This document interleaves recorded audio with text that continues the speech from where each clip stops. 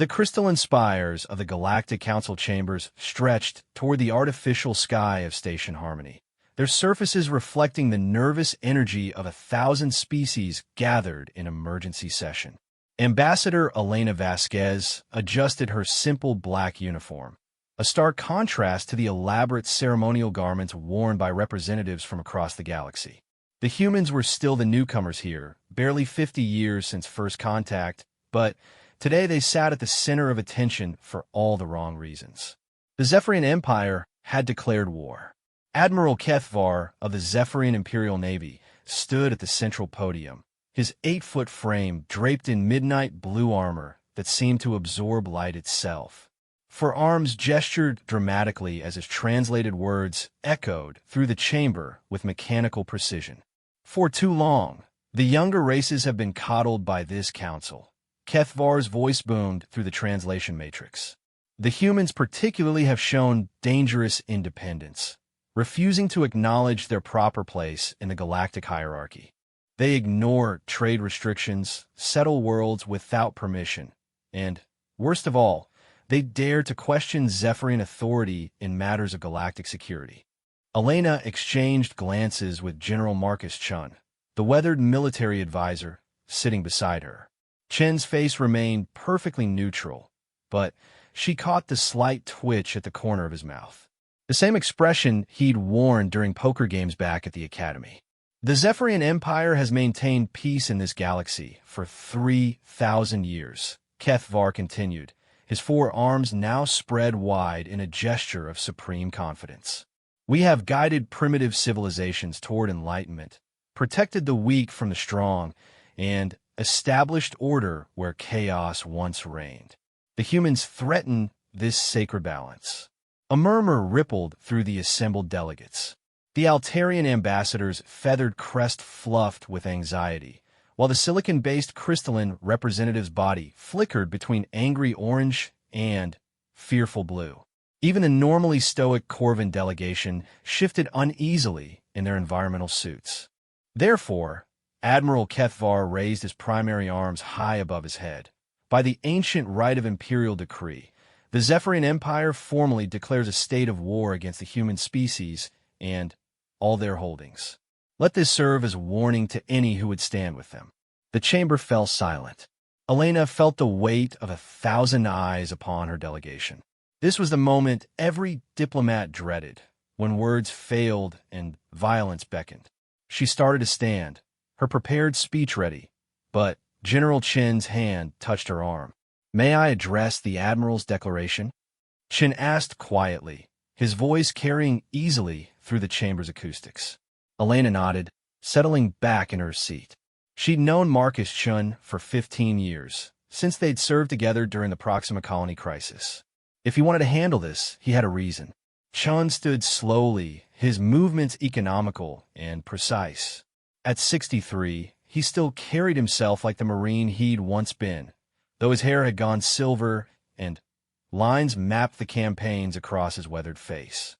He wore no decorations, no insignia of rank beyond simple stars on his collar. Compared to Admiral Kethvar's imposing presence, he seemed almost insignificant. "Admiral Kethvar," Chen began, his voice conversational, almost friendly. "Before we proceed with formal hostilities, I wonder if you might clarify something for the Council." The Zephyrian's 4 eyes fixed on Chun with predatory intensity. "Speak quickly, human. My patience grows thin." "Well, sir, it's about your war cry. Very impressive, by the way. Quite theatrical." Chun clasped his hands behind his back, rocking slightly on his heels. "But I'm curious about the practical aspects of your declaration. See, we humans have this habit of asking uncomfortable questions before we die. Hope you don't mind." Admiral Kethvar's mandibles clicked in what Elena recognized as amusement. "Ask your questions, General. It will not save your species from extinction." "Much obliged." Chen's smile was thin, but genuine. "So, Admiral, when you say you've maintained peace for 3,000 years, I assume you mean relative peace? Because our historians have documented approximately 700 major conflicts during that period, most initiated by Zephyrian expansion. Minor police actions to maintain order. Kethvar dismissed with a wave of his secondary arms. Ah, police action. Of course. Chen nodded thoughtfully. And when you mention guiding primitive civilizations, are we talking about the same guidance that reduced the Hellion homeworld to radioactive ash when they refused to hand over their quantum research? The chamber stirred. Several delegates looked uncomfortable. The Zephyrian Empire's version of galactic history differed significantly from independent records. The Helians chose destruction over compliance. Kethvar's voice carried a note of irritation. We offered them a place in the Empire. They refused. Right, so compliance or death. Got it. Chen's voice remained pleasant, as if discussing weekend plans. And this sacred balance you mentioned, would that be the same balance that requires younger species to provide 70% of their industrial output to the Empire in exchange for protection from threats that mysteriously appear whenever payments are late? Now the Admiral's posture shifted, his armor plates bristling with agitation. You dare question 3 millennia of Imperial wisdom? Oh, absolutely. Chen's grin widened. See, Admiral, that's what we humans do. We question everything. Drives our neighbors crazy. Just ask the Centaurians about our trade negotiations. A few nervous chuckles echoed from the Centaurian section. Their representative, a being that resembled a cross between a dolphin and an octopus, made what Elena recognized as their species' equivalent of shrug. But here's what really puzzles me, Chun continued, beginning to pace in the small space before the human delegation. You're declaring war on humanity because we're dangerous and independent, right? We don't follow orders, we ask too many questions, we settle where we want, and we generally make nuisances of ourselves. Precisely, Kethvar snapped. Your species is a cancer that must be excised before it spreads further. A cancer? Interesting metaphor. Chun stopped pacing and faced the Admiral directly. So tell me, Admiral, exactly how do you plan to excise this cancer? The question hung in the air like a challenge. Elena felt her pulse quicken. She knew that tone. Chun was setting up for something. The might of the Imperial Navy will crush your pathetic colonies, Kethvar declared, his voice rising to a roar. Our battle fleets will turn your worlds to glass. Your species will serve as an example to all who dare defy Imperial authority. Your battle fleets. Shin nodded slowly. And how many ships would that be exactly? The Empire commands over 200 vessels of war, each crewed by the finest warriors in the galaxy. 200 ships. That's impressive. Chun turned to address the wider chamber. For context, delegates, the human colonial navy currently operates approximately 430 vessels of various classes, with another 120 under construction. A ripple of surprise moved through the chamber. Several delegates activated their data tablets, presumably to verify Chen's claims. Numbers mean nothing without experience, Kethvar snarled. Zephyrian warriors have fought across the galaxy for millennia. Your species has barely mastered spaceflight. True, we're relatively new to space. Chen's agreement was cheerful. Only been out here about 50 years. But we've been fighting each other for about 50,000 years, give or take. Picked up a few tricks along the way. Enenavatshid Admiral Kethvar Korfade. The Zephyrian's aggressive posture was beginning to look less confident and more compensatory. His secondary arms had started making small, nervous gestures. Your primitive weapons cannot penetrate Imperial shields, Kethvar declared, but his voice had lost some of its earlier thunder. Primitive weapons. Chun chuckled. Well, you're not wrong. We do tend to keep things simple. Take our missile systems, for example. Basic chemical propulsion, conventional warheads. Nothing fancy like your plasma torpedoes or quantum disruptors. The Admiral's mandibles clicked again, this time with what Elena recognized as satisfaction. Of course, Chun continued conversationally. We do make them in rather large numbers. Current production is running about 12,000 units per month across our industrial worlds. And we've been stockpiling them for about 15 years now, just in case someone declared war on us.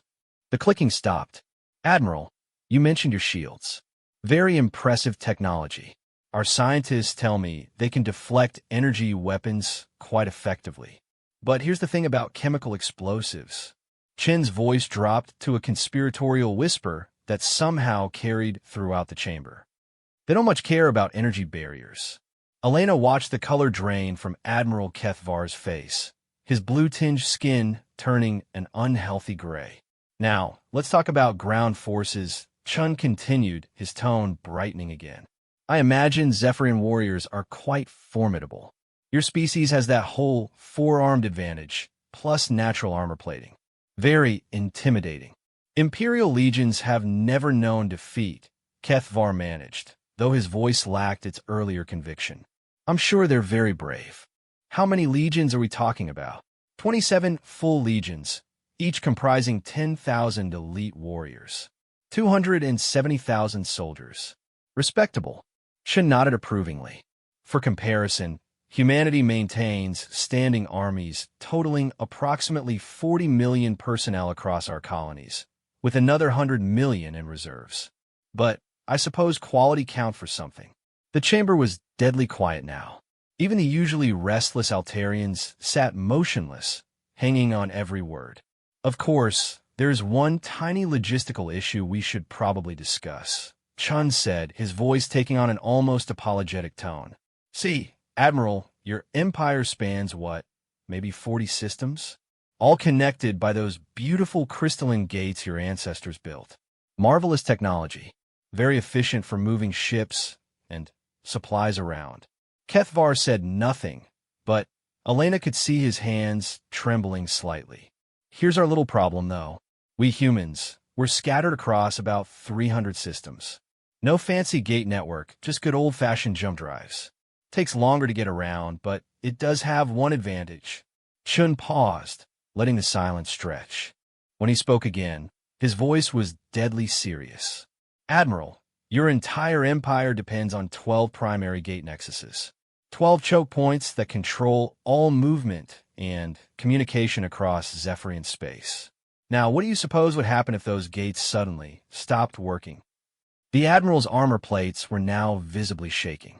Around the chamber, delegates began to understand the implications of Chen's words. You wouldn't dare, Kethvar whispered. Wouldn't we? Chen's smile was no longer friendly. Admiral, you just declared war on a species that bombed itself back to the Stone Age twice in 1 century, then rebuilt civilization each time just to see if we could do it better. You think we'd hesitate to push a few buttons? Elena felt a chill run down her spine. She'd known Chun was setting up something, but this was beyond what she'd expected. The quiet, almost gentle man she'd worked with for years had just casually described the complete destruction of an interstellar empire. But here's the really beautiful part, Chun continued, his voice warm with genuine appreciation. We wouldn't even need to destroy the gates. See, our tech boys figured out how to hack into gate control systems about 6 months ago. Apparently, security wasn't a major concern when they were built. Who would dare attack them, right? The Admiral made a sound that the translation matrix couldn't process, something between a growl and a whimper. So, instead of destroying them, we could just redirect them. Imagine if every gate in Zephyrian space suddenly led to the same system. Just one system, maybe something with a really nasty star. Binary pulsar, perhaps. Or a black hole. The Zephyrian Navy would find themselves very concentrated in a very uncomfortable location. Shin turned back to face the Admiral directly. But, honestly, Admiral, it probably wouldn't come to that. See, your empire depends on tribute from those younger species you've been protecting. What do you think happens when your fleets are trapped on the wrong side of sabotage gates? How long before those younger species decide they don't need protection anymore? Elena watched Admiral Kethvar's magnificent posture collapse like a punctured balloon. The proud warrior who had strutted into the chamber an hour ago now looked like a man staring into his own grave. Of course, Chin said, his voice returning to its earlier friendliness. That's all theoretical. We don't want to actually start a war over a misunderstanding. Maybe we could work something out. Like civilized beings. The chamber remained silent for a long moment. Finally, The Altarian ambassador's translator crackled to life. General Chun, are you suggesting that humanity has been prepared for this declaration? Chen's laugh was genuine and hearty. Prepared? Oh, Ambassador, we've been ready for this conversation since about a week after first contact. Took our intelligence boys about that long to figure out how Zephyrian society worked. Amazing what you can learn when people underestimate you. Elena found herself fighting back laughter of her own. Leave it to Marcus Chun to turn a declaration of war into a casual dismantling of an empire's entire strategy. Admiral Kethvar, Chun continued, his tone becoming businesslike. Here's what I propose. You withdraw your declaration, we pretend this conversation never happened, and everyone goes home happy. In exchange, humanity agrees to, let's say a 50% reduction in our expansion rate. We'll try to be better neighbors. The Admiral's response was barely audible. And if I refuse? Chen's smile was as warm as a winter sunrise. Well, sir, then, we'll give you exactly what you asked for. A war with humanity. And, I promise you, Admiral, it will be educational. The silence stretched for nearly a minute before Admiral Kethvar straightened slowly, his dignity hanging in tatters around him. The Zephyrian Empire withdraws its declaration of war. This session is concluded. He turned and walked from the chamber, his entourage trailing behind like mourners at a funeral. The moment the doors closed, the chamber erupted in conversation. Delegates clustered together, their voices a babble of different languages and translation matrices. Elena finally allowed herself to breathe. Marcus, you magnificent bastard. Please tell me at least half of that was true. Chin settled back in his seat, suddenly looking every one of his 63 years. About 90%. We really do have those missile stockpiles, and yes, we figured out how to hack the gates. The bit about being ready since first contact was a slight exaggeration. Took us at least 2 weeks. And the troop numbers? Conservative estimate. Didn't want to seem like we were showing off. Elena shook her head in amazement. You just prevented a galactic war by threatening to start a bigger one. That's either brilliant or completely insane. With humanity, what's the difference? Chun stood and straightened his uniform. Come on, Ambassador. I suspect we have some very interesting diplomatic conversations ahead of us. Half the galaxy probably wants to know how we got so prepared so quickly. As they made their way toward the exit, Elena caught fragments of conversation from other delegations. The Corvin representative was speaking urgently into a communication device, probably reporting back to his government. The crystalline delegate was flickering rapid patterns of color that Elena's translator couldn't keep up with. Even a normally composed Centaurians seemed agitated. Marcus, she said quietly as they walked. What happens now? We've made enemies today. Maybe, Chin agreed. But we've also made it clear that making enemies of humanity is a very expensive proposition. Sometimes that's the best you can hope for in diplomacy. They paused at the chamber's main entrance, looking back at the ongoing chaos of discussions and debates. The Galactic Council would probably be in emergency session for days, trying to process what had just happened. Besides, Chen added with a grin, wait until they find out about the rest of our preparations. Today was just the opening act. Elena felt another chill. The rest of our preparations? Oh yes. See, we may be newcomers to space, but we're very old hands at paranoia. The missile stockpiles and gate hacking were just what we could accomplish in the open. You should see what our black projects have been up to. As they walked through Station Harmony's corridors toward the human embassy, Elena found herself wondering if the galaxy had any idea what they'd just awakened.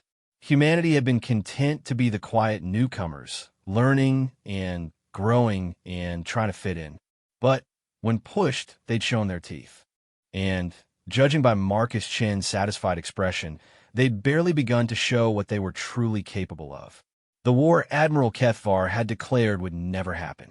But the galaxy had just learned that humanity was no longer the harmless primitives they'd appeared to be. The question now was what everyone would do with that knowledge. Elena suspected things were about to become very interesting indeed. Behind them, The debates raged on, but the central question had already been answered. The Empire's war cry had echoed through the chamber, full of sound and fury and ancient pride. And humanity's response had been simple, devastating, and delivered with a smile. Sometimes, Elena reflected, the best way to prevent a war was to make it clear you were far too dangerous to fight. The human delegation had just taught the galaxy that lesson in the most memorable way possible. She only hoped everyone had been paying attention 3 weeks after the council session. The effects of General Chen's revelations rippled across the galaxy like shockwaves from a dying star. In the Altarian commercial sector, trade routes that had remained stable for centuries suddenly shifted as merchants reconsidered the risks of dealing with the mysterious human colonies. The Corvin Mining Consortium quietly doubled their security forces while their diplomats sent increasingly urgent requests for meetings with human representatives. Dr. Sarah Kim stood in the observation deck of the research station New Kepler, watching a convoy of unmarked ships disappear into hyperspace. As director of xenological studies for the Colonial Science Division, she'd been monitoring alien reactions to what the media had dubbed the Kethvar incident. The results were both fascinating and disturbing. Another delegation asked her assistant, Commander Tom Harrison, as he joined her at the viewport.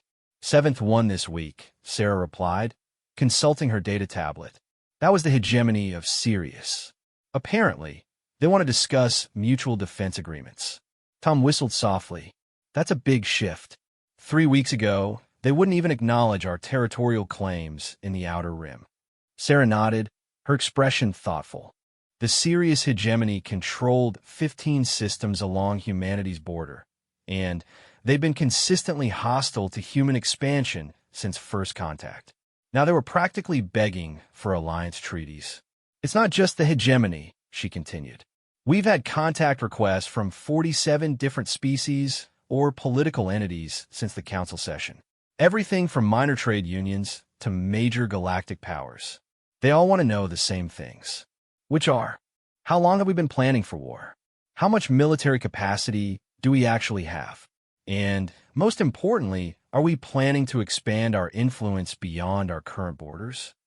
Tom moved to the secondary console and called up the latest intelligence reports. "According to Fleet Command, we've detected increased reconnaissance activity along all our borders. Everyone's trying to figure out what other surprises we might be hiding." Sarah frowned at that. The truth was, humanity's military preparations had been impressive, but not quite as overwhelming as General Chen had implied. The missile stockpiles were real, as was their ability to hack Zephyrian gate networks. But the military numbers had been inflated, and their technological capabilities were more clever than revolutionary. The real strength lay in something the aliens couldn't easily quantify: human adaptability and willingness to take risks that other species considered insane. Dr. Kim, the station's communication officer, called from his post. "Priority message from Earth Command. Admiral Morrison wants a full briefing on alien response patterns in 1 hour." "Understood." Sarah turned back to Tom. "Want to help me explain to the Admiral why the galaxy suddenly thinks we're the most dangerous species since the Zephyrians themselves?" "Honestly, I'm not sure we're not." Sarah paused, considering his words. Tom Harrison had served with Colonial Defense for 12 years before transferring to the Science Division. His assessment of human military capabilities carried weight. "Explain."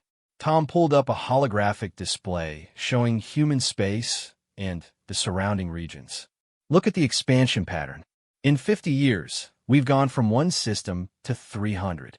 That's unprecedented in galactic history. Most species take centuries to achieve that kind of spread. We're naturally exploratory," Sarah pointed out. "It's what humans do, right? But look at how we did it. No central planning, no grand strategy.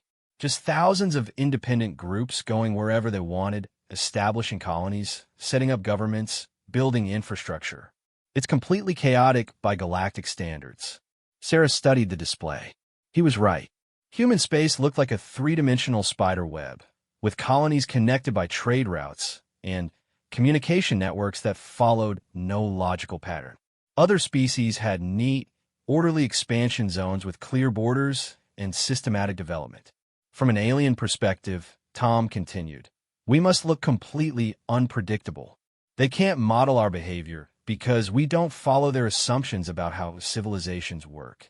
That still doesn't make us dangerous, doesn't it? Tom highlighted several systems on the display. Look at these colonies. Tau Ceti 7, established on a world with a methane atmosphere that should be uninhabitable. Kepler 442c, built inside an asteroid field that moves fast enough to shred normal spacecraft. Ross 154b, where the colonists decided to live underground on a world with surface temperatures that would melt lead. Sarah examined the highlighted systems. Each represented human settlements in conditions that other species would consider impossible or insane. We don't just adapt to hostile environments, Tom explained. We specifically seek them out. From an alien perspective, that suggests either incredible desperation or a complete lack of survival instincts. Either way, it makes us unpredictable. The communication console chimed with an incoming priority signal. Sarah moved to answer it, but paused when she saw the origin code. It's from the Zephyrian Empire, she told Tom. Priority diplomatic channel. That's interesting timing. Sarah accepted the transmission, and Admiral Kethvar's image appeared in the holographic display. The proud warrior who had declared war 3 weeks ago looked considerably more subdued. Dr. Kim, the Admiral began, his translation matrix rendering his voice with forced politeness. I apologize for contacting you directly. I understand you are considered an expert on xenological matters. I am, Admiral. How can I help you? I need to understand something about human psychology. When General Chun made his threats, was he speaking for your entire species or merely representing military doctrine? Sarah exchanged glances with Tom. This wasn't a question she'd expected from the leader of the Zephyrian Empire. Admiral, I'm not sure I understand what you're asking. Kethvar's 4 hands moved in what Sarah recognized as a gesture of frustration.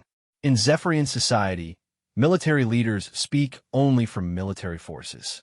Civilian authorities maintain separate control over political and economic decisions. Is this true for humans as well? Not exactly, Sarah replied carefully. Human society is more integrated. Military and civilian leadership work together, and individual humans often hold multiple roles. So, when your general threatened to destroy our gate network, he had the authority to carry out that threat? Sarah felt a chill of understanding. Admiral Kethvar wasn't asking about military structure.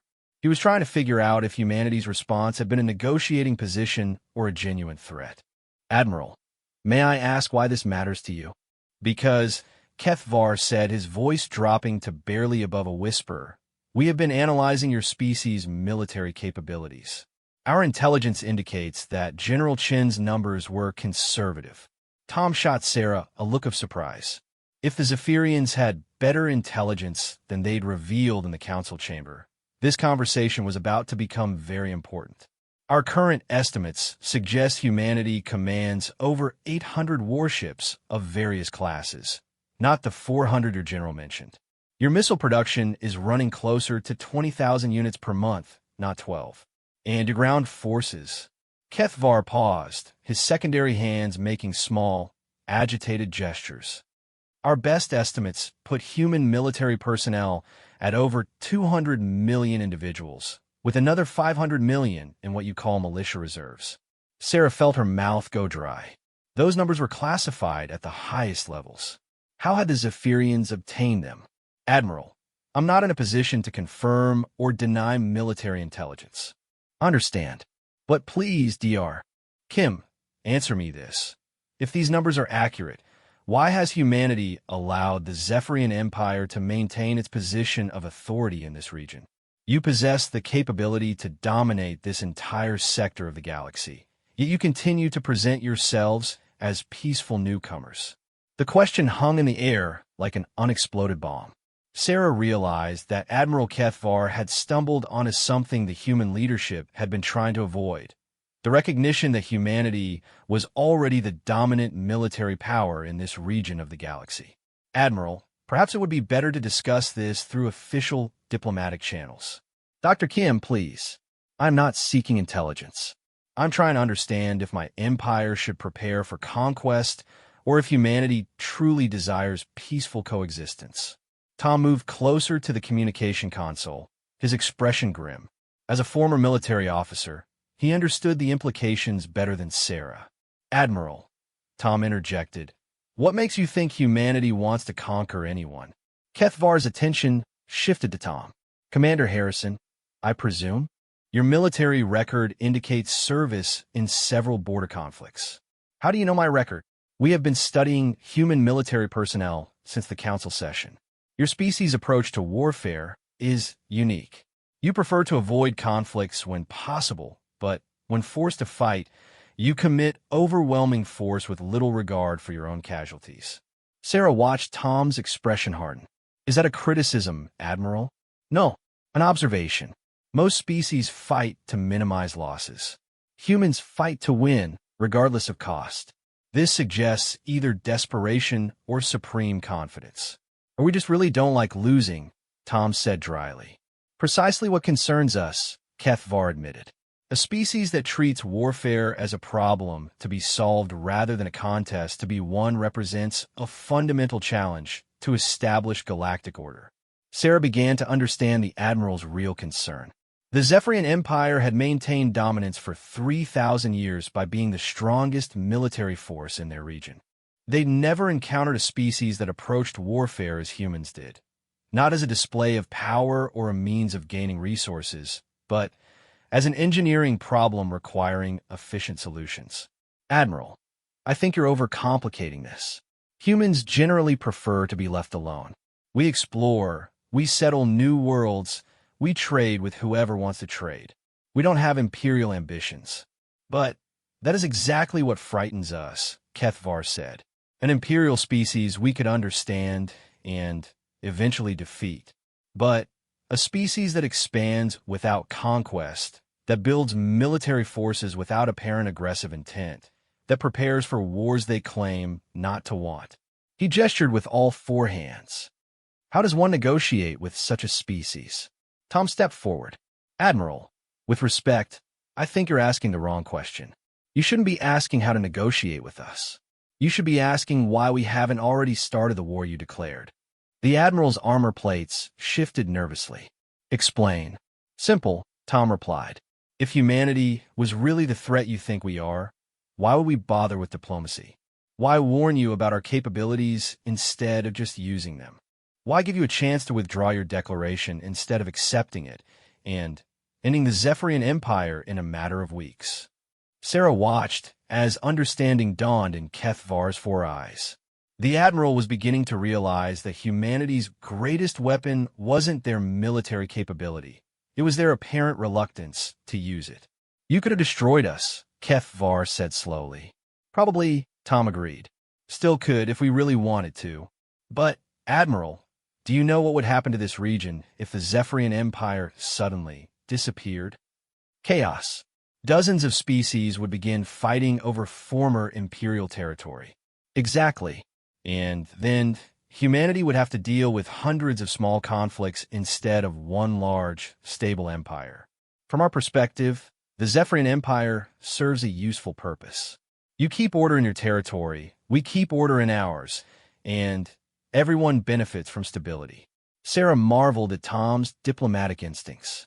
He'd just reframed humanity's military superiority as a stabilizing force rather than a threat. So you allow us to continue existing out of convenience. Admiral, Sarah interjected, I think you're still misunderstanding human motivations. We don't allow anyone to exist. We just prefer not to start fights unless someone forces us to. But the capability remains. Of course it does. Would you prefer we were helpless? Kethvar's laugh was bitter. No, a helpless species would present different problems. But Dr. Kim, surely you understand our position. For 3 millennia, the Zephyrian Empire has been the dominant power in this region. Now we discover that a species we considered harmless newcomers has been quietly building the capacity to destroy us. Admiral, Tom said gently, Welcome to how every other species in this region has felt about you for 3,000 years. The silence that followed was profound. Sarah could see Admiral Kethvar processing the implications of Tom's words, realizing that the Zephyrian Empire's position of unquestioned dominance had created the same fears in others that humanity now inspired in the Zephyrians. "You are suggesting," Kethvar said slowly, "that the natural order of galactic civilization involves mutual deterrence rather than hegemonic control."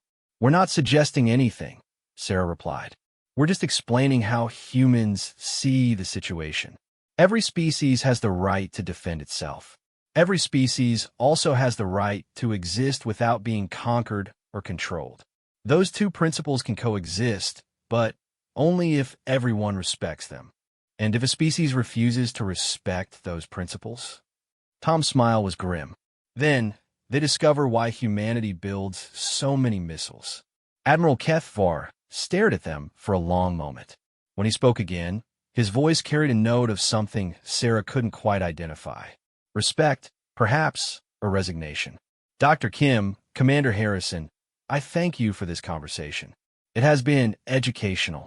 Admiral, may I ask what you plan to do with this information?" "I plan to recommend that the Zephyrian Empire enter into formal diplomatic relations with humanity. It seems we have much to discuss regarding the future of this region." The transmission ended, leaving Sarah and Tom alone with their thoughts. "Think that went well?" Tom asked. "I think we just accidentally redefined galactic politics," Sarah replied. "Admiral Morrison is going to have some very interesting briefings to attend." Tom moved to the observation deck, looking out at the stars. "Sarah, do you ever wonder if we really are as peaceful as we claim to be?" "What do you mean?" "I mean, we've been in space for 50 years, and we've somehow managed to become the dominant military power in this entire sector without fighting a single major war. That's either incredible luck or incredibly good planning." Sarah joined him at the viewport. "Maybe it's just human nature. We prepare for the worst, but hope for the best. Or maybe," Tom said quietly, "we've become so good at avoiding wars that other species can't figure out how to fight us. Think about it. Every time someone considers attacking us, they discover we're more dangerous than they thought. So they back down. Eventually, everyone's going to be too afraid to challenge us, which means we'll have won without ever having to fight." Sarah considered his words. "That's a disturbing thought. Is it? I mean, if we can maintain peace through deterrence, isn't that better than maintaining it through conquest? Assuming we really want peace. Do we?" Sarah didn't answer immediately. The question struck at something fundamental about human nature. Did humanity really want peaceful coexistence? Or did they simply prefer to win without fighting? "I don't know," she admitted finally. "But I guess we'll find out." Above them, the stars continued their ancient dance, but the galaxy they illuminated had changed. The age of Zephyrian dominance was ending, whether the Empire realized it or not. What would replace it remained to be seen. But one thing was certain. Humanity had just taught the galaxy a new lesson about power and how to wield it. Whether that lesson would lead to peace or something else entirely was a question that only time could answer. As Tom had said, it would be educational for everyone involved. 6 months after the Kethvar incident, Captain Lisa Rodriguez stood on the bridge of the CNS Dauntless, watching her tactical display with growing concern. What had begun as a routine patrol mission along the outer rim had turned into something much more complicated. "Captain," her communications officer called out, "we're receiving another distress signal. That makes 17 in the past 4 hours." Lisa frowned at the display. The outer rim had always been unstable, a collection of independent worlds, failed colonies, and species that hadn't quite made it into the galactic mainstream. But this level of chaos was unprecedented. "Let me guess," she said. "Pirates again?" "Actually, no, ma'am. This one's from a Helix syndicate. They're reporting that someone calling themselves the Liberation Front has seized 3 of their mining stations." Commander Jake Sullivan, her first officer, looked up from his console with a puzzled expression. "Liberation Front? That's new. What are they liberating the mining stations from?" According to the syndicate, The Liberation Front claims they're freeing the stations from imperial oppression and alien exploitation. The communications officer paused. Ma'am, they're specifically citing humanity as their inspiration. Lisa felt her stomach drop. She'd been afraid something like this might happen. Admiral Chin's display at the Galactic Council had been intended to prevent one war, but it seemed to have inspired dozens of smaller conflicts. Set course for the Helix system, she ordered, and give me a priority channel to Fleet Command. Admiral Morrison needs to hear about this. As the Dauntless jumped to hyperspace, Lisa reviewed the intelligence reports that had been filtering in over the past few months. The pattern was becoming disturbingly clear. Across the galaxy, younger species and independence movements had begun challenging established authorities, claiming that humanity's example proved that galactic empires could be resisted. The problem was, most of these species lacked humanity's military capabilities. Their rebellions were getting them slaughtered. 2 hours later, Lisa stood in her ready room, facing Admiral Morrison's holographic image. The Admiral looked as tired as Lisa felt. Captain Rodriguez, Morrison began without preamble, I've been reviewing your reports from the Outer Rim. How bad is it? Worse than we initially thought, sir. The Liberation Front claims to represent 47 different species across 12 systems. They've seized mining operations, trade stations, and at least 6 planetary governments. But, Admiral, they're not equipped for this kind of fight. Morrison's expression darkened. Casualties estimated at over 200,000 dead in the past month alone. Most of the Liberation Front supporters are using civilian spacecraft and improvised weapons against professional military forces. It's not going well for them. And they're doing this because they think we'll support them? Lisa nodded grimly.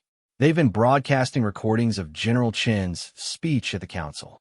Their propaganda claims that humanity has proven small species can resist galactic empires. They're calling it the Chun Doctrine. Morrison was quiet for a long moment. Captain, what's your assessment of the Liberation Front's leadership? Mixed, sir.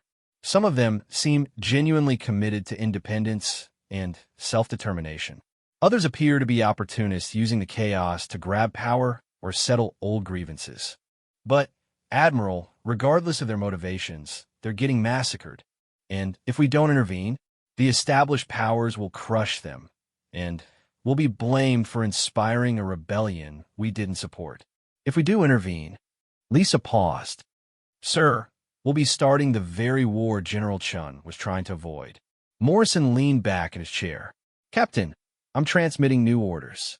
You're to make contact with Liberation Front leadership and assess whether they can be reasoned with. Don't commit to anything, but try to understand what they actually want. Yes, sir. Admiral, what about the established governments? The Helix Syndicate is already demanding we take responsibility for the Liberation Front's actions. Let me worry about the Syndicate. Just focus on the Liberation Front. And, Captain, be careful. The last thing we need is for the Dauntless to become a symbol for either side. The transmission ended, leaving Lisa alone with her thoughts. She joined the Colonial Navy to explore strange new worlds, not to navigate the complexities of galactic revolution. But circumstances had a way of complicating everyone's plans. 3 hours later, the Dauntless dropped out of hyperspace in the Helix system. What they found was chaos. Debris from destroyed vessels drifted in orbit around Helix Prime, while emergency beacons broadcast automated distress calls from disabled ships. Captain, her tactical officer reported, I'm reading multiple weapon signatures. Looks like there was a major engagement here recently. Any active hostiles? Negative, ma'am. But I'm detecting several ships maintaining position near the main orbital station. Configurations suggest they're Liberation Front vessels. Lisa studied the tactical display. The Liberation Front ships were an eclectic mix of converted civilian craft, aging military surplus, and what appeared to be heavily modified mining equipment. Against professional military forces, they would be slaughtered. But they'd apparently won this particular engagement. How did they manage to take the station? She wondered aloud. Commander Sullivan reviewed the sensor logs. Captain, look at this. The Helix Syndicate had maybe a dozen security ships guarding the system. The Liberation Front brought over 100 vessels. They just swarmed them. 100 ships of civilian craft against a dozen military vessels. And they won? Looks like it. Quantity has a quality all its own, apparently. Lisa felt a chill of recognition. The Liberation Front was using human tactics, overwhelming force applied without regard for casualties. But they lacked the human advantages of superior logistics, advanced weaponry, and professional military organization. "Open a channel to the Liberation Front fleet," she ordered. A few minutes later, her main screen displayed the image of what appeared to be a humanoid insect, its compound eyes reflecting the bridge lights of its vessel. "I am Hivesinger ZXKDH of the United Liberation Front," the being announced, its translated voice carrying notes of excitement and exhaustion. "Are you the human vessel? We have been hoping you would come. I am Captain Rodriguez of the Colonial Navy ship Dauntless. We're here in response to distress calls from this system. The only distress in this system comes from the oppressors who enslaved my people for 3 centuries, ZXKDH replied. "We have liberated the Helix stations from Syndicate control. Soon, we will liberate our homeworld as well." Lisa chose her words carefully. "Hivesinger, we've received reports of significant casualties in recent fighting. Are your people prepared for the kind of response the Syndicate is likely to mount?" ZXKTH's compound eyes glittered. "Captain Rodriguez, your General Chin showed us that even the mighty Zephyrian Empire could be brought to heel by a species willing to fight for freedom. We may lack your advanced weapons, but we have something more powerful, the knowledge that resistance is possible. Hivesinger, I need to be clear about something. Humanity did not start a war with the Zephyrian Empire. We prevented one through diplomacy and deterrence. There's a significant difference. Yes, you showed that empires can be faced down by those willing to stand up to them. We are following your example." Lisa realized the fundamental misunderstanding. The Liberation Front hadn't grasped that humanity's strength came from their capability to win, not their willingness to fight. They were trying to copy the results without understanding the prerequisites. "Hivesinger, may I ask what your ultimate goals are? What does the Liberation Front hope to achieve?" ZXKTH's posture straightened with pride. "We seek to free all species from imperial domination. The Helix Syndicate, the Zephyrian Empire, the Corvin Mining Consortium, all of them exploit younger species for the benefit of the established powers. We will show the galaxy that this oppression can be resisted. And after you've freed these systems, what then? Then we will govern ourselves as free species should. No more tribute to distant empires. No more exploitation of our resources by alien corporations. We will trade as equals or not at all." Lisa found herself sympathizing with ZXKTH's goals while fearing their implementation. The Liberation Front wanted what humanity had achieved, independence and self-determination. But they were trying to win through revolution what humans had achieved through evolution. "Hivesinger, I respect your goals. But I have to ask, are you prepared for the casualties this kind of resistance will cost? The established powers aren't going to give up their territories without a fight. Captain, my people have died as slaves for 300 years. If we must die as free beings instead, that is a price we are willing to pay. Your species proved that freedom is possible. We will prove that it is worth any sacrifice." Lisa felt the weight of unintended consequences settling on her shoulders. General Chin's performance at the council had been intended to preserve peace. Instead, it had inspired a galaxy-wide revolution that was likely to cost millions of lives. "Hivesinger, would you be willing to meet with me in person? I think there are things about humanity's approach that might help your cause. You would share your knowledge of resistance with us? I would share our knowledge of survival. There may be better ways to achieve your goals than direct military confrontation." ZXKTH's enthusiasm was visible even across species lines. "Yes, we would be honored to learn from the humans who humbled an empire without firing a shot." For hours later, Lisa sat in the Dauntless main conference room across from Hivesinger ZXKTH and 3 other Liberation Front leaders. The diversity of species represented was remarkable, insectoid hive singers, crystalline resonance, gaseous cloud dancers, and something that looked like a cross between a jellyfish and a tree. Hive singer, Lisa began, I want to make sure you understand something important. When General Chun confronted Admiral Kethvar, he wasn't threatening to start a war. He was demonstrating why starting a war would be a mistake. But the result was the same, argued the resonant leader, whose name translated roughly as Sharp Edge of Truth. The Zephyrian Empire backed down rather than face human retaliation. Yes, but the key difference is that humanity had already built the capabilities to win before the confrontation began. We didn't threaten the Zephyrians and then hope to build weapons later. We built the weapons first and threatened later. The Cloud Dancer's translated voice carried notes of confusion. But how did your species know to prepare for war with the Zephyrians? We didn't, Lisa admitted. We prepared for war with everyone.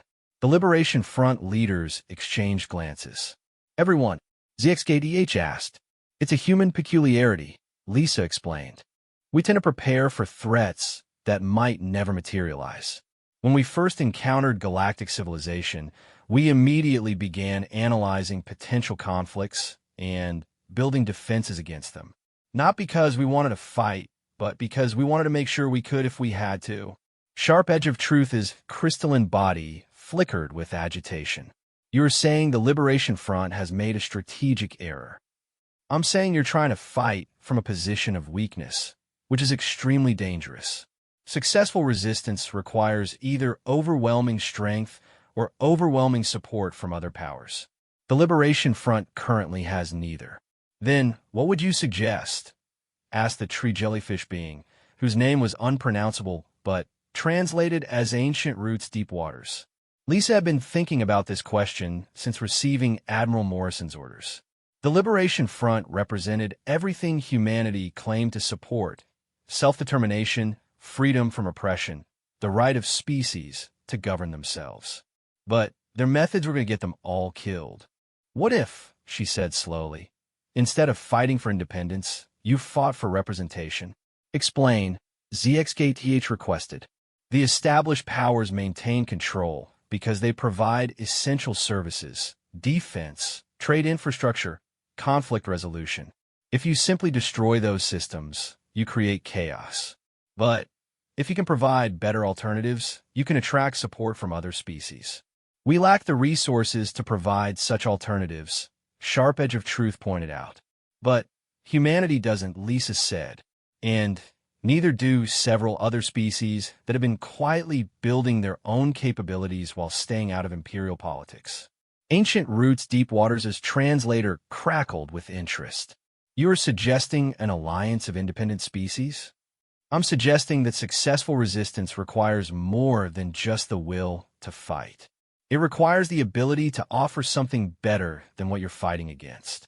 Lisa activated the conference room's holographic display, showing a map of the local galactic region. Look at human space. We've achieved independence, not by defeating other empires, but by offering an alternative model of organization. Independent worlds cooperating for mutual benefit rather than being controlled by central authority. But your species had military strength to back up your independence, ZXKTH observed. True, but we also had something else, Time. We built our capabilities gradually over decades. We established trade relationships, formed defensive alliances, created economic incentives for cooperation. By the time anyone noticed we were becoming a major power, we were already too useful to attack. The Liberation Front leaders were quiet for several minutes, processing her words. Finally, Sharp Edge of Truth spoke. Captain Rodriguez, are you suggesting that the Liberation Front should abandon our military campaign? I'm suggesting you should consider expanding it beyond military action.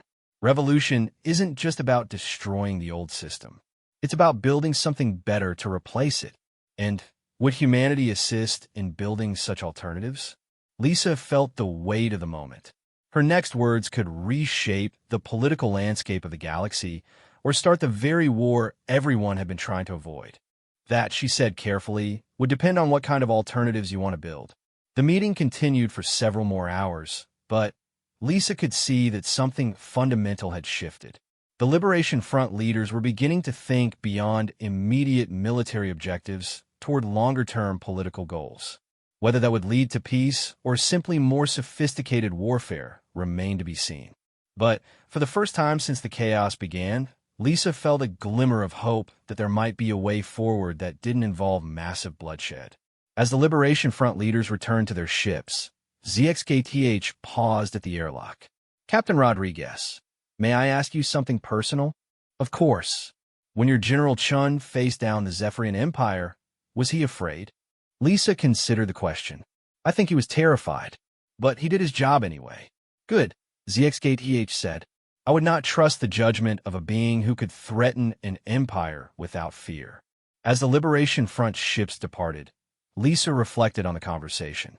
Humanity had stumbled into a position of galactic influence they'd never sought.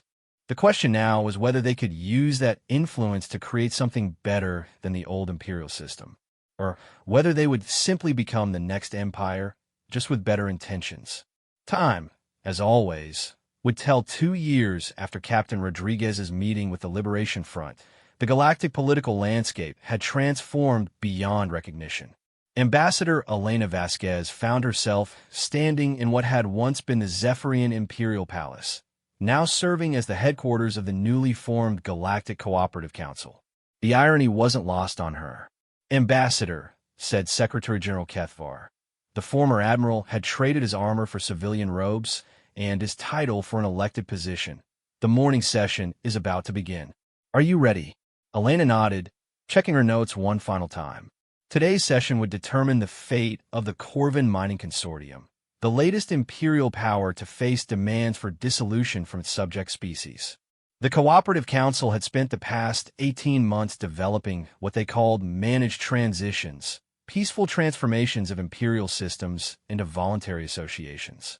The success rate was approximately 60%. The other 40% had resulted in various levels of warfare. "Secretary General," Elena said as they walked toward the main chamber, "have you heard anything from the Corvin delegation? Are they willing to consider the transition proposal?" Kethvar's 4 arms moved in what Elena had learned was a species equivalent of shrug.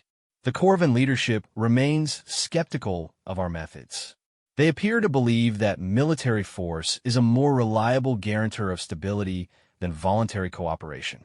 "They're not entirely wrong," Elena admitted. "The transition process has been messy in several systems. But it has been less messy than the alternatives," Kethvar pointed out. "The Altarian Trade Federation's voluntary dissolution resulted in minimal casualties and stronger economic growth for all member species. Compare that to the Rigel hegemony's attempt to maintain control through force." Elena grimaced at the mention of Rigel.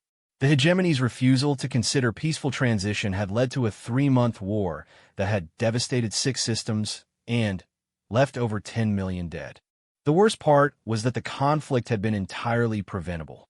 They entered the main chamber, where representatives from over 200 species and political entities had gathered. The diversity was staggering. Some delegates required environmental suits. Others were holographic projections from beings too large or energetic to attend in person, and a few existed as collective consciousnesses speaking through mechanical interfaces. At the center of the chamber sat the Corvin delegation, their environmental suits gleaming under the artificial sunlight. The Corvin species required high-pressure methane atmospheres, which made direct communication impossible, but their translation matrices were among the most sophisticated in the galaxy. "Beings of the Cooperative Council," announced Prime Minor Thorak of the Corvin Consortium, his translated voice carrying overtones of metallic authority, "we have reviewed your proposal for voluntary transition of our territories. We find it unacceptable." Elena had expected this response, but it still disappointed her. The Corvin Consortium controlled 47 systems and had been exploiting client species for nearly 2,000 years. Their mining operations were notorious for poor working conditions and environmental destruction, but they provided essential resources for dozens of other civilizations. Prime Minor Thorak, Elena replied, standing to address the chamber. The Cooperative Council appreciates your directness. However, we must point out that 17 species within consortium territory have formally requested liberation from Corvin control. We cannot ignore their legitimate aspirations for self-governance. Legitimate aspirations? Thorak's suit speakers crackled with indignation. These species lack the technical knowledge to maintain the mining operations that sustain their economies. Without Corvin oversight, their worlds would collapse into poverty and chaos. From across the chamber, Hive Singer ZXKTH rose to respond. The insectoid had become something of a celebrity since the Liberation Front's successful transformation from revolutionary movement to political organization. Prime Minor, ZXH's translated voice carried subtle harmonics of barely controlled anger. The Helix systems were told the same thing by your syndicate allies. We have not only maintained our mining operations, but increased their efficiency by 40% since liberation. The Helix systems received extensive technical assistance from humanity, Thorak countered. The Cooperative Council cannot provide such support to 47 systems simultaneously. Elena saw an opening in the conversation. Actually, Prime Minor, that's exactly what we're proposing to do. The chamber fell silent. Elena had just committed humanity and the Cooperative Council to a massive technical assistance program that hadn't been formally approved. But sometimes diplomacy required calculated risks. Explain, Thorak demanded. Elena activated the chamber's main display, showing a detailed proposal that her team had been developing for months. The Cooperative Council proposes a 5-year transition period for all consortium territories. During this time, current mining operations would continue under Corvin supervision, but with joint human-Corvin technical teams training local personnel. Profits from mining operations would be shared equally between the Corvin species and the local populations. And after 5 years, each system would vote on whether to continue the partnership, modify it, or pursue complete independence. The Corvin Consortium would retain mining rights in any system that chose to continue the partnership, but as equals rather than overlords. Prime Minor Thorak was silent for nearly a minute. Around the chamber, delegates whispered among themselves as they processed the implications of Elena's proposal. This plan would require enormous technical and financial resources, Thorak finally said. What guarantee do we have that the Cooperative Council can deliver on such promises? Elena smiled. Perhaps we should discuss that with someone more qualified to speak on technical matters. A new holographic projection appeared in the chamber. Admiral Morrison, broadcasting from the bridge of the CNS Independence. The massive dreadnought had been humanity's answer to growing galactic tensions, a kilometer-long demonstration of human engineering capabilities. Prime Minor Thorak, Morrison said, his voice carrying easily through the chamber, I understand you have concerns about the technical feasibility of the transition proposal. Admiral, the scale of operations involved is unprecedented. Training local personnel to operate quantum mining arrays, establishing independent logistics networks, creating economic systems that can function without central oversight. These tasks would challenge even the most advanced civilizations. Morrison nodded. You're absolutely right. That's why humanity won't be handling this transition alone. We've formed a technical assistance coalition with 43 species and political entities. Each member contributes their specialized expertise to the transition process. The Admiral activated his own display, showing a complex organizational chart. The Altarian Trade Federation will handle logistics and transportation networks. The Centaurian Republic will provide economic planning and trade facilitation. The Resonant Collective will manage communications infrastructure. And humanity will coordinate the technical training programs. You see, Prime Minor, Elena added, this isn't about replacing Corvin expertise. It's about sharing it. Your people have 2,000 years of experience in resource extraction and processing. That knowledge is valuable, and we want to preserve it. But we also want to make sure it benefits everyone, not just the Corvin species. Thorak's environmental suit hissed as he adjusted his internal atmosphere. Elena had learned to recognize this as a sign of deep thought among his species.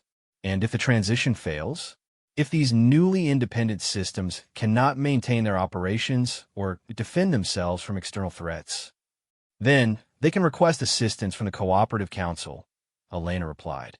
But, Prime Minor, consider this. What happens if you refuse the transition and try to maintain control by force? We would defend our legitimate territories against rebel insurgents, Thorak said firmly. Would you? Elena asked quietly. Because I've been reviewing the military situation in Corvin space. You have approximately 50 defense vessels protecting 47 systems. That's barely one ship per system. Meanwhile, the Liberation Front has grown to over 3,000 vessels. The human colonial navy operates 400 ships in this sector, and the Cooperative Council can call on military assistance from over 60 member species. The chamber was dead quiet now. Elena could see the calculation running through every delegate's mind. Prime Minor, she continued, her voice gentle but implacable, you're not really considering whether to accept transition. You're choosing between voluntary transition and involuntary conquest. The only question is whether the Corvin species will have any say in what comes next. Thorak's suit systems hummed for several minutes as he processed her words. Finally, he spoke. The Corvin Consortium requires additional details about this technical assistance program. We also require guarantees about the treatment of Corvin personnel during the transition period. Elena felt a surge of relief.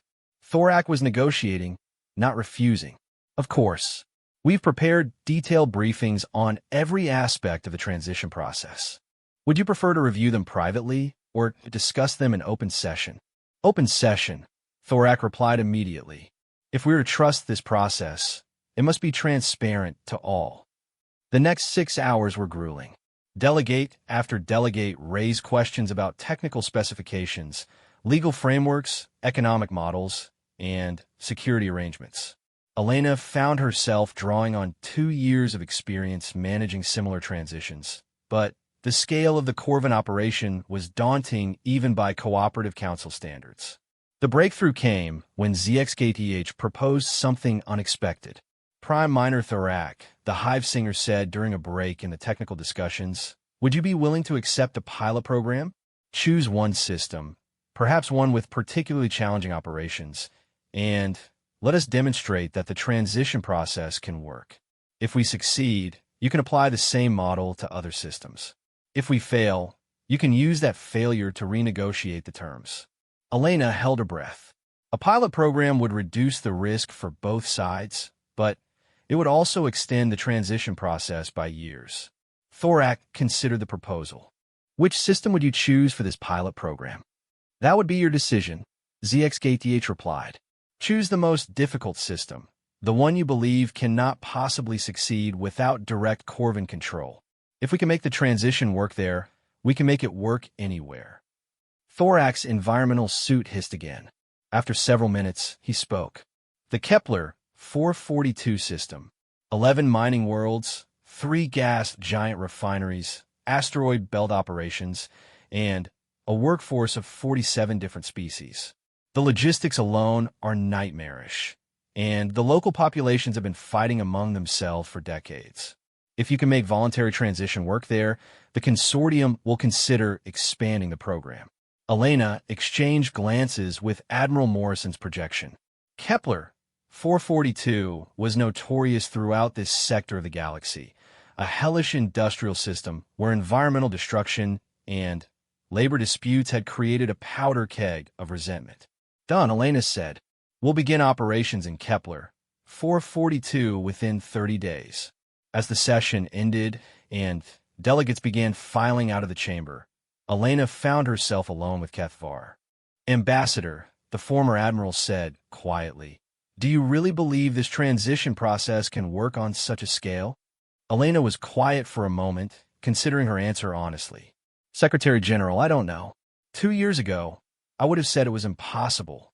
The idea that dozens of species could cooperate voluntarily, that imperial systems could be transformed peacefully, that military force could take second place to economic incentives, it would have seemed like naive idealism. But we've done it 17 times now. Not perfectly, not without problems, but successfully enough that more species keep asking for our help. Maybe that's all we can really do.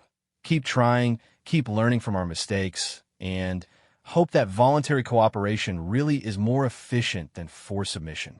Kethvar's four arms moved in a complex gesture Elena recognized as thoughtful agreement. My species spent 3,000 years believing that order could only be maintained through superior force. It has been educational to discover alternative methods. Do you miss it? Elena asked. The certainty of imperial authority? Sometimes, Kethvar admitted. There was a simplicity to the old ways. But, Ambassador, I have seen what my species accomplished in 3 millennia of imperial rule. Now, I want to see what we can accomplish in 3 millennia of cooperative partnership. I think the results may be far more interesting. As they walked out of the chamber together, Elena reflected on the conversation. 2 years ago, the galaxy had seemed on the brink of a war that could have lasted centuries and cost billions of lives. Instead, they'd stumbled into an experiment in voluntary cooperation that was transforming entire civilizations. Whether that experiment would ultimately succeed remained to be seen. But, as Elena looked around at the bustling corridors of the former imperial palace, now filled with delegates from hundreds of species working together on common problems, she felt something she hadn't expected when this all began. She felt hopeful. The next phase of the Corvin transition would be the most challenging yet. But it would also be an opportunity to prove that the principles underlying the Cooperative Council weren't just human idealism, but practical tools for building a better galaxy. Elena just hoped they were up to the challenge 5 years after the Kepler 442 pilot program began. Director James Mitchell stood in the observation deck of Kepler Station Alpha, watching the most ambitious engineering project in galactic history take shape. The transformation had been so complete that visitors often couldn't believe this was the same system that had once been synonymous with exploitation and environmental destruction. Director called out Dr. Sarah Kim, now serving as Chief Coordinator of Transition Programs. The final certification reports are coming in from the mining worlds. We're ready for the transition ceremony. James nodded, though part of him still couldn't quite believe they'd actually succeeded. The Kepler 442 system had been chosen precisely because everyone expected it to fail, a poisoned industrial wasteland where 47 different species had been forced to work together under Corvin oversight for over a century. The conventional wisdom had been that removing central authority would lead to immediate chaos. Instead, it had led to the most successful cooperative venture in recorded galactic history. "How are our guests doing?" James asked, gesturing toward the docking bays where ships from across the galaxy had arrived for today's ceremony. "Nervous, but impressed," Sarah replied. Prime Minor Thorak has spent the past 3 days touring the facilities with a team of Corvin engineers. His preliminary report describes the results as unprecedented in scope and efficiency. James smiled at that. Thorak had been the Corvin Consortium's most vocal skeptic of the transition process. His conversion to the cooperative model had been gradual but thorough. What about our other visitors? Admiral Morrison arrived this morning with a full diplomatic escort. Ambassador Vasquez has been meeting with the local system representatives all week. And Sarah paused, checking her datapad. We've had some unexpected arrivals. Oh, 3 hegemony scout ships dropped out of hyperspace yesterday. Apparently, the Rigel hegemony wants to observe our transition ceremony. After their own experiences with forced transition, they're reconsidering their approach to colonial administration. James winced slightly at the mention of Rigel. The hegemony's violent resistance to the Cooperative Council had ultimately failed, but at enormous cost. The subsequent forced transition had been successful in establishing independent governments throughout former hegemony territory, but the process had taken 2 years and cost millions of lives. Any word from the Andromedans? Sarah's expression became carefully neutral. The Andromedan Empire has sent observers to monitor our activities. 3 of their newest dreadnoughts are currently stationed at the edge of the system. James felt a chill. The Andromedan Empire was the one major galactic power that had refused all contact with the Cooperative Council. Their territories lay beyond the traditional boundaries of this galactic region, but their influence was felt everywhere. Unlike the relatively manageable imperial systems the Council had dealt with so far, the Andromedans commanded thousands of worlds and maintained military forces that dwarfed anything the Council could assemble. Are we expecting trouble? Unknown. The Andromedans haven't interfered with any transition operations, but they've been conducting increasingly aggressive reconnaissance missions along our borders. Admiral Morrison believes they're assessing our military capabilities. James turned his attention back to the view outside. In the distance, he could see the sprawling industrial complexes that had once been symbols of oppression, but now represented something entirely different. The mining operations were more efficient than ever, but the profits were shared equally among all 47 species in the system. Environmental restoration programs had begun healing centuries of damage. Most importantly, the workers were no longer slaves in all but name. They were partners in a joint enterprise. Director, Sarah continued, there's something else you should know about today's ceremony. The local representatives have prepared a surprise announcement. What kind of surprise? They want to formally request membership in the Cooperative Council, not just as a transitional territory, but as full partners in the galactic cooperative movement. James raised an eyebrow. Full membership in the Cooperative Council required unanimous consent from all existing members and a demonstrated commitment to the principles of voluntary association. It would make Kepler 442 the first former imperial territory to achieve that status. How do you think the other members will respond? Given the success of the transition here, I think they'll approve it unanimously. The question is what that means for our relationship with the remaining imperial powers. Before James could respond, his communication device chimed with an urgent priority message. The sender code made his blood run cold. It was from Admiral Morrison, and it was marked as a military emergency. Dr. Kim, I need to take this. Can you handle the pre-ceremony preparations? Of course. James, is everything all right? I hope so, James replied, but his tone suggested otherwise. In his private office, James activated the secure communication link. Admiral Morrison's image appeared, along with several other military and diplomatic officials. The Admiral's expression was grim. Director Mitchell, Morrison began without preamble. We have a developing situation. The Andromedan Empire has just transmitted a formal communication to the Cooperative Council headquarters. They're demanding an immediate cessation of all transition operations and the restoration of imperial authority to all former territories. James felt his stomach drop. They're threatening military action. Worse, they're claiming that the Cooperative Council's activities constitute an act of war against all legitimate galactic governments. They've given us 30 standard days to comply with their demands or face the consequences. Ambassador Vasquez's image leaned forward. James, the Andromedans are calling today's ceremony a provocation. They claim that admitting Kepler 442 to full membership would represent an illegal annexation of sovereign territory. But the Corvin Consortium agreed to the transition, James protested.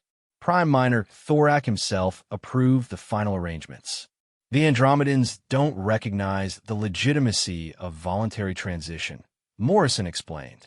Their position is that imperial territories belong to their imperial governments in perpetuity, regardless of local consent. James sat down heavily. The success of the transition program had always carried this risk, that eventually humanity and the Cooperative Council would face an opponent too large and too committed to the old ways to be deterred by demonstrations of military capability. Admiral, what are our options? Morrison's expression became even more grave. Limited. The Andromedan Empire commands over 5,000 warships and controls approximately 800 systems. Even if every member of the Cooperative Council contributed their full military capabilities, we'd be outnumbered by at least 3-1. Could we repeat the strategy General Chun used with the Zephyrians? Threaten to disrupt their logistics and communications? We've analyzed that possibility, Admiral Vasquez interjected. The Enrome,